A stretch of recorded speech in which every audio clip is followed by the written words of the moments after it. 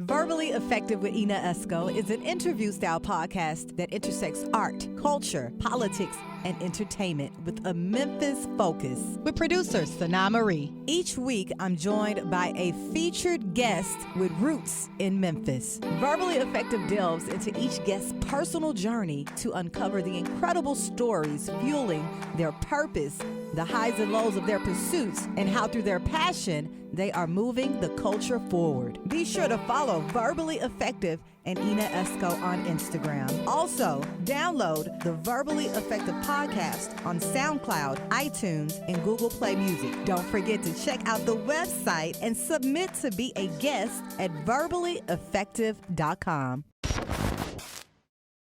Greetings, and welcome to another edition of the Verbally Effective Podcast. I'm your host, your double E, Ina Esco. Thank you guys so much for joining me today. You could be anywhere in the world, but you are here with me, the double E. Let me give you guys my Cash App tag real quick because, you know, this is an independent operation, and I would appreciate you guys if you would love to support the entire, campaign I got going on with Verbally Effective. We are promoting the movers, the shakers, the creatives, politicians, entertainers of the city of Memphis. They're either from Memphis or have ties to Memphis. That's right. So that hashtag is hashtag ENAESCO, Ina Esco. But we're going to get started today. You know what? The person I have today is family. When I say family, I'm talking about I probably spent the majority of a good 4 years of my life with this young man in college. He is now the CEO of Connected and Respected Clothing Line. I'm talking about DAMEION Henry, a.k.a. Spook. What's up, Spook? What's happening? How you doing? I'm chilling. I haven't seen you in so long, Spook. How long has it been? Which is about 15, 16 years? Yes! And you look the same. You looking good, Spook. I see you still got your grilled up, baby. Don't play. And you are originally from where? Let the audience know. New Orleans, Louisiana. New Orleans. Okay, so tell me about growing up in New Orleans. Before I met you, Spook, who were you? The same Spook, you know. The same Spook. Running through the city. Yeah, New Orleans is a great place to live, man. You got so much culture. Yeah. You know, it's big on culture. Big on food, season. Ooh. Yeah, we don't play games with season. No, and crawfish season just ended. I hate it. Did you make some crawfish? Nah, I don't even make crawfish. Crawfish cool, but you know what I'm saying? We more like the regular stuff, regular cooking, you know, but got to be seasoned right. Some etouffee. Red beans. Yes, red beans and rice, you got to have beans. it. You know, chicken, of course. You know, your chicken got to be right. Right. Crawfish, you know, we got to get up in there. Daiquiris. Oh, that's yeah. a big thing. I know you know how to make a fire daiquiri, though. Oh, yeah, it's on bean. Ooh, lordy. Okay, so tell me about your family dynamic, Spook. Is it just you, or do you have some siblings? Tell me about growing up. I got more brothers. My mama just passed in 2017. I'm sorry. About 4 years. Yeah, I grew up, you know, in a stable household. Mm-hmm. Well, mother and father, I just chose to do some things I did. Yeah. And I grew up in a stable where my mother was a hard worker, worked 2 or 3 jobs, and my father, he was a stand-up worker. Yeah. They believed in that work in the 9 to 5, but they come, you know, that's history. Mm-hmm. So they wasn't up on entrepreneur and nothing like that. You work, you know, take care of your family, that's it. Yeah. It was like, go get a 9 to 5. That's what they preach to the kids. Go get a 9 to 5, nothing else. Right. Nothing else. You work for what you want. Right. So growing up, is that where your mind was, just seeing your mom and dad do that at that point? Or you wanted more? At one point, I just was saying to myself, "Now I want more than this." You know what I'm saying? Ain't nothing wrong with, you know, working a traditional 9 to 5. You know, nothing wrong with it if that's what you choose to do and take care of your family. I just wanted something out of that. Yeah. You know, being that like this where I've been studying the generation wealth. You know, bring that into the family. Exactly. Now, okay, tell me about, you know, Spook going to school. What were you, you know, really interested in? What classes did you like? Was it all about the girls, or, you know, did you get into a little trouble? Were you a straight A student? Tell me about that, Spook. I was like B's, C's, and as far as the girls, that just came with everything. I just always into something, always into trouble. Okay. You know, always into trouble. Yeah. Always into it. Did you play any sports? Yeah, basketball. I picked up basketball like around the 8th grade, 8th, 9th grade. Mm-hmm. Yeah, I picked that up and got 5 scholarships to 5 different colleges. Right, Yeah. right. And that led me to meeting you. But prior to you coming to Lemoyne, you had like a challenging journey with this basketball in college, right? Tell me about that. Well, I went to the first school. I graduated 96 out of Averson High School. Okay. It's in the New Orleans East area. You got, well, not to switch topics, a lot of people came out of there. Lil Wayne, Jacoby Jones, who got a Super Bowl ring. Ike Taylor got 2 Super Bowl. All of them from the same high school. But they was younger than me. My first year of school was in 96, was in Robertson, Illinois, Lincoln Trail. And I got kicked out there due to my attitude. Your attitude. Yeah. You had a little funky attitude, Spook. All out at any time. Baby, look, all I knew is when you got to Lemoyne, wasn't nobody fooling with you. Like, they is not going to mess with Spook. Okay, so that was the first school. The first school. What happened next? I went to McCook, Nebraska. Oh, in Nebraska. How was that? It was a real eye-opener. You know, the only people that was African-American was on the basketball team. Everybody in that time was, you know. Yeah. Just it was real crazy. I got kicked out of there. Child, for your attitude. The wrong person said something to you. Going in, yeah. Okay. Then I left there. I came home to New Orleans and went to Delgado Community College. Okay, I heard of Delgado. So I was getting my grades together so I could try the basketball thing again. And that led to a year sitting out, shot me to California. Okay. I did straight there, you know what I'm saying? But by the time, the name of the school was Antelope Valley Community College. By the time I got my grades to match my basketball was already taking care of itself. Okay. So by the time I tried to get my grades to match that, some of my courses wouldn't transfer by me going to so many schools. So then they sent me to Hawaii. Hawaii? You was in Hawaii too? I was there for like Friday 2 days. 2 days? But what happened in Hawaii for 2 days? Well, I always still was big on keeping my word. Mm-hmm. But I had two players with me. They were supposed to give these other 2 dudes scholarships. Mm-hmm. So I told them, I was like, I'm not gonna sign with them and give y'all scholarships. And this two dudes I'm still cool with till this day. I'm not big on keeping my word. Yeah. So when I got out there, the coach was like, we just gonna bring you here.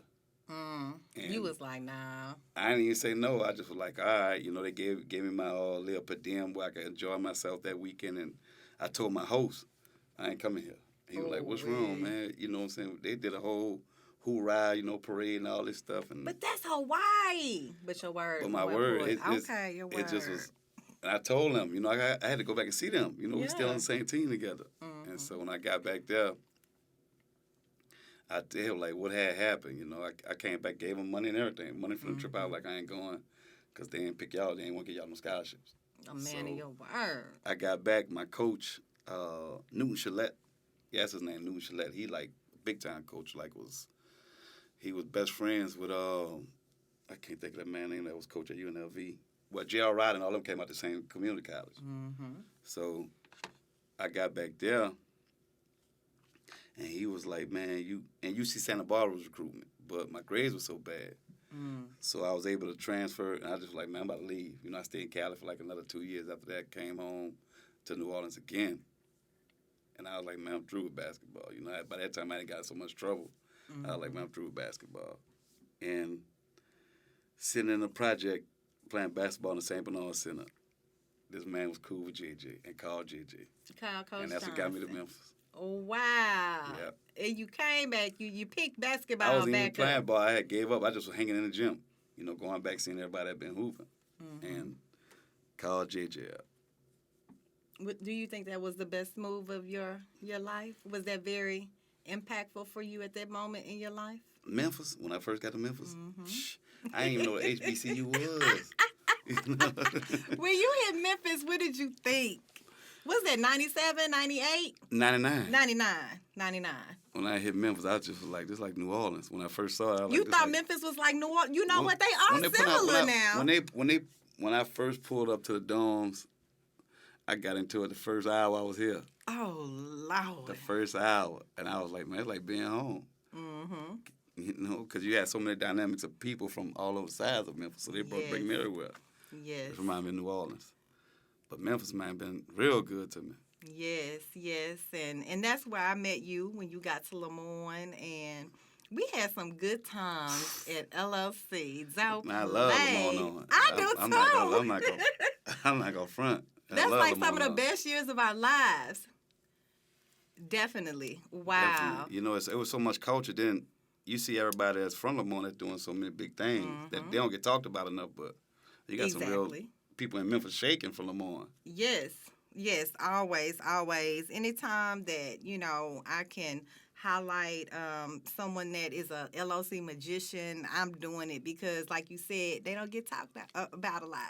Hey, but they out here getting it. They out here getting it in. You know, so real serious people from Lamont doing some things. And so Coach Jerry Johnson, who passed away recently, I mean, a true legend in Memphis, he has worked with so many athletes over his 100. I think he was 103, and that was a big deal. I remember his passing. I remember all of the press that it received, but it brought a lot of you guys back together that were on the team at Lamont. How was that? How was his home going? It was beautiful. Due to the pandemic, everybody wasn't able to come, but you had people I ain't seen in years and people you heard about, you know, that came back to see, you know, JJ homegoing. It was beautiful.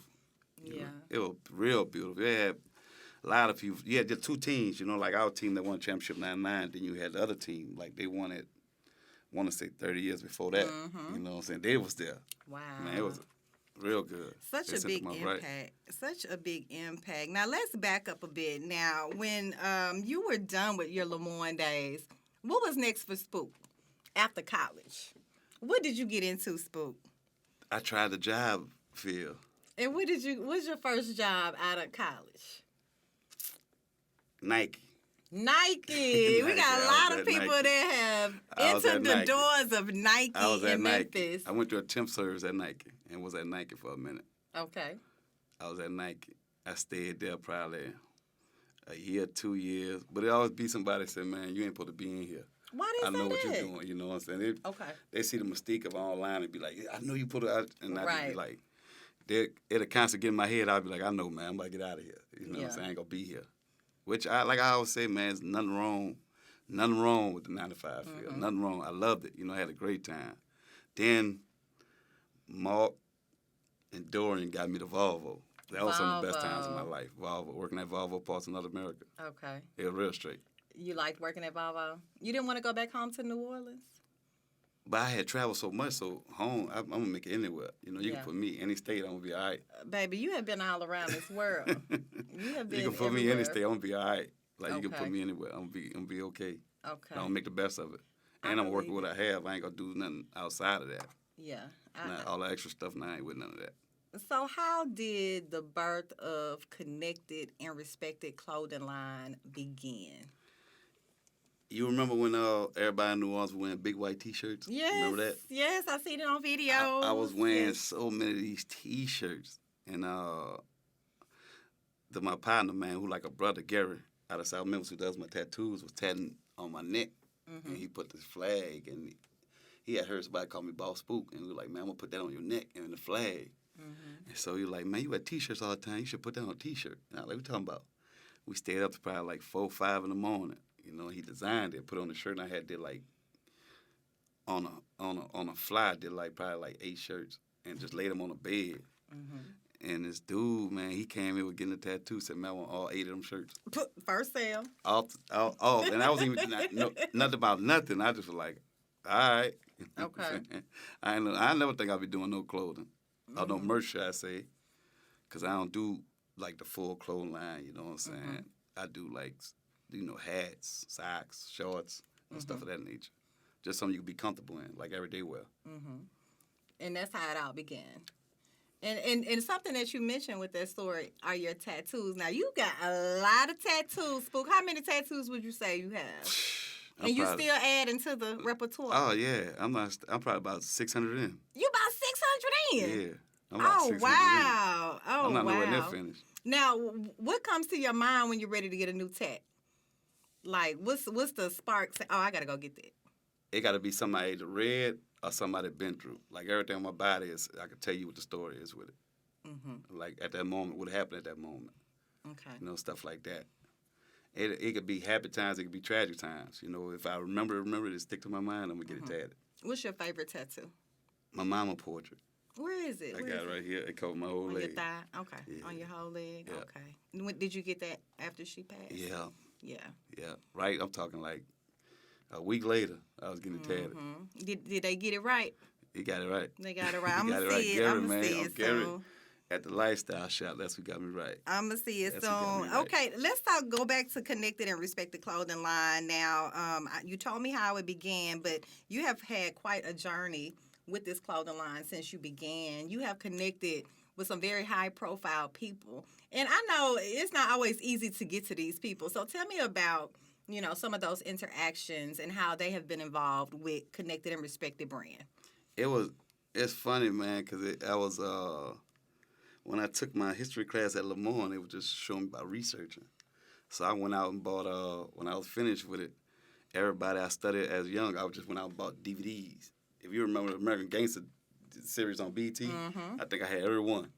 You know, I studied them. It just was studying, researching them, you know, learning everything about them. So when it was time to meet these folks, it was like I knew them already because I didn't study them.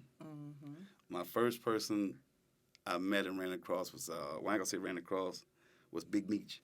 Big Meech. So when them letters started coming, it was like a trickle-down effect. Like after Big Meech came, Freeway Ricky Ross. How was that meeting Freeway Man, and Rick Ross? It was real crazy. You know, when he sent for me to come to, he sent for you. He was in Texarkana in the Okay. federal penitentiary and sent for me to come see him down there. Okay. So when I went and saw him, it was just like, you know, I lost for words. At first, I'm like, I'm from New Orleans. The man don't know me from a can of paint. But we had been, you know, going back and forth talking on paper. Oh, that was the way in. You reached out on pen and paper. And so after Rick, the guy that just passed, Master Cody Scott, me and him got cool. And I sent him shirts and stuff, and he wore it fresh out. But he just passed. And then Boston George from the movie Blow. Yeah. Him in the shirt. Darn, And I got it to him. man. That's him Okay. right there. Where he at? You gonna see him. He the older looking white man. You gonna see him. Boston George. Yeah. Gotcha. Wow. So what is the whole concept behind Connected and Respected? What are you trying to do with your brand? Where are you going with it long term? I just want to bring back people to have principles again, you know, and show the youth, no matter what you look like, man, you can do it. Stay in your confine, man. Don't reach out, man. You know, everybody can't play the streets. You know, that's why they got sidewalks. You know, I'm going to play the sidewalk. I ain't going to watch be doing what everybody else doing. Nothing wrong with whatever nobody doing, but always stand on your word. Your word will get you anywhere. Yeah. You know, your name will beat you before anything in the world. Your name good, you can do anything. That You is know, so and my true. strong faith in God, and that's what keep me going. Yes. Yes. Now, how are you different from the spook I knew back at Lemoyne? Because, you know, like you said, we haven't seen each other in about 15, 20 years. And you do seem a little more reserved. Because back then, you was a bit of a wild boy. The same, it's the same spook, but what changed was a little bit, I can see. When I got kids running up on me saying, hey, man, I pay attention to you. Or you got parents saying, hey, my son watch you or my daughter watch you. So I had to, you know, tone a lot down. Like, nah, you know, like a lot of stuff I don't even have around me, you know what I'm saying? A lot of stuff I just be like, nah, man, that ain't my path. Nothing wrong with what you got going, but got a lot of people watching what I'm doing. Yeah. You And know, that if I'm going comes to stand with a on lot the of message, I can't be responsibility. playing both sides of the field. Yeah. You know, I don't do it. Yeah, they come with a lot of responsibility. So it's very apparent that social media has made a very big impact on your brand and who you are today. Man, social media, man, if it's used right, man, it's unlimited opportunity. A lot of people I didn't talk to, that didn't reach out to 3, 4 in the morning, you know, via Twitter, via Instagram. They hit right back. You know, I'll send them certain pictures. They'll see the people and be like, hey, what you need me to do, stuff of that nature. But, you know, you got some people get on social media with the nonsense that ain't supposed to be on social media. Oh, it's a lot of that. It's a lot of that. Like, you're not going to see me on, nothing against what nobody doing, you're not going to see me on there. I've never been a person to flash money or I'm going to, you know, be showing firearms or things. I'm not doing none of that, you know. It don't make no sense to me. It's a lot of that. Yeah, it don't make no sense to me. Why are you showing that money, little boy? Like, stop it. Stop People it. with money don't show money. Exactly. If you can count it, you don't got enough money. Exactly. That's one of the quotes from Jay Prince, who we didn't kicked it a couple of times. And he always said, man, if you can count it, you don't got no money. He is so full of wisdom. Jay Prince, I would love to meet Jay Prince. He sharp as a whistle. Yes. He's sharp as a whistle. It's like when he speaks, you listening. Cause he done been through the fire and some more. Yeah. Wow. All right, Spook. So Connected and Respected Clothing Line. Where can we find Connected and Respected Clothing Line? How can we shop with you? You can come to, my partner has a shop in Whitehaven, the Lifestyle Shop, 1275 Winchester Road, the zip code 38116. You can hit me up on the email, spook504@gmail.com and bossspook.com. And it's a clothing and tattoo shop. And tattoo shop. Okay. So you come there and get tattooed and you get some clothes. Yes. Let me ask you this, Spook, because I've never asked you this. Where did you get the name Spook from? My auntie who passed, she said when I was small I looked like a ghost. So she came up with Spook. Your auntie? Yeah, my auntie Jack Anderson. And that has stuck with you. Now you boss Spook. Yeah. You a boss now. Rick called me that. Freeway gave me that name. Okay, boss. But hey, it's sticking. Yeah. And you know what? Another thing that I would like to talk about before you go is the Memphis People's Summit 2021. This is coming up next Saturday with Up the Vote 901, headed by our good friend Earl Fisher, Pastor Earl Fisher. Mm-hmm. I just had a meeting with him. I'm going to host that event earlier that day to talk about the agenda for Memphis, not only like the budget for the city of Memphis. Mm-hmm. He's holding people accountable. Like you said, are you a person of your word? Everything that, you campaigned on, are you sticking to your agenda? Are you fulfilling your purpose, right? Mm-hmm. And after that, they are going to have the post-summit event, which you and I will attend. It's going to be a mixer between African-American entrepreneurs and politicians. Mm-hmm. So what do you think that event is bringing to the city next weekend? Man, I hope it brings some real good, great conversation and networking. You know what I'm saying? Then it's going to be at the Lifestyle Shop again. So this will be the first event of that nature where you're mixing the two. You know what I'm saying? Plus, you're going to have some LOC alumni in there, so it's going to be real good. Where people will come there, anybody, if you're starting from the ground up, it's going to be somebody in there you can talk to give you some insight on which road to travel. Exactly. It's going to be a real good look for Memphis. I'm looking forward to it. And I would love for you, Spook, to give some advice to some of these individuals that listen to the Verbally Effective podcast about the power of networking. Man, what can I say, man? the famous quote, man, your network determines your net. Man, that's true. If you waste your time, I'm gonna tell you, if I want to say 85 to 90% of my time is on social media networking. It's always who can I meet, who can I learn from? Because you can learn from anybody. Mm-hmm. How can I use this into what I'm doing? Yes. You got to be willing to listen too, but you have to network. Like, if you're just on social media wasting time, you don't need to be on there. Right. You know what I'm saying? But that social media market is, but word of mouth still your number one thing. Yeah. I tell people that all the time. Word of mouth still your number one thing. Your name gonna beat you many places. Exactly. You just gotta have a good name, man, and reach out to people that count. There's nothing wrong with I got like 8 mentors that I take something from. There's nothing wrong with that. Because you got to be willing to learn. Right. Incorporate into what you got going. Mm-hmm. Like, I have all kind of mentors, you know what I'm saying? People that people don't even think I listen to. Mm-hmm. I just take dips and pieces and always taking me some notes and constantly always trying to go back and see what I did right, what I did wrong. Exactly. You got to be willing to listen, too. A lot of people ain't going to listen. They're going to think they no. And you got some people think the money could get them further than the networking part. That don't work. Right. I done saw people with all kind of money that still didn't know what to do with it. They don't know what to do with the money. Wow. Still at square one. Yeah. Wow. I'm so proud of you, Spook. You have come a long way. I have seen you grow from a boy to a man, and I am so proud of you. Man. You are now the CEO of your own company, Connected and Respected. Thank you for buying me some gear, for bringing me some gear today. I will represent, and I will definitely see you next Saturday for that post-summit event with the Memphis People's Summit. And thank you so much for joining me today. Thank you. Thank you to you people that work for your podcast. Thank you for Verbally Effective. Thank you. To my people at the Lifestyle Shop. I know they're listening. They're going to be like, Gary Sneed, tattoo artist Bishop, man, I didn't forget. I know they were going to ask me. They're going to be like, man, you ain't supposed to forget. Yeah, he didn't forget. He's a man of his word. Now, shout out your social media handles one more time. Spook504@gmail.com, bosspook.com, Instagram, everything, Boss Spook, Facebook, Boss Spook, Lifestyle Shop, 1275 Winchester Road, 38116. I'm there night and day. In the Haven. In the White Haven. Yes. Right across, we one door open from Smooth Living. A lot of people go to Smooth Living, so they always show love, too.